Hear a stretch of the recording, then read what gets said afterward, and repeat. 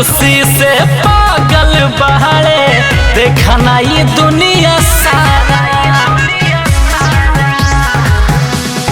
हाँ हाँ बांधी के माथे नील की पगड़िया बोला ना जब में किनारा। हंसी खुशी से पागल बहरे देखा ना ये दुनिया सारा।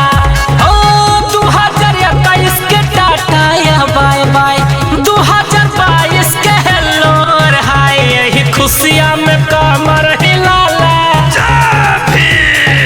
कि यही खुशियाँ में कमर हिलाला कि गाना भी माला बजा के आजा डीजे पे कमर हिलाला कि गाना भी माला बजा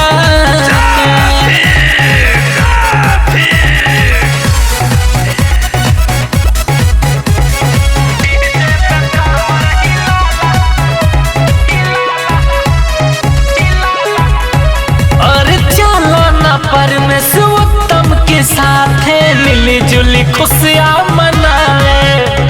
नया साल के मौका बाटे मिली जुली खुशियाँ के बाटे। हाँ हाँ चला ना परमेश्वर के साथ मिली जुली खुशियाँ मनाए। नया साल के मौका बाटे मिली जुली खुशियाँ के बाटे। 2022 के खुशियाँ हजार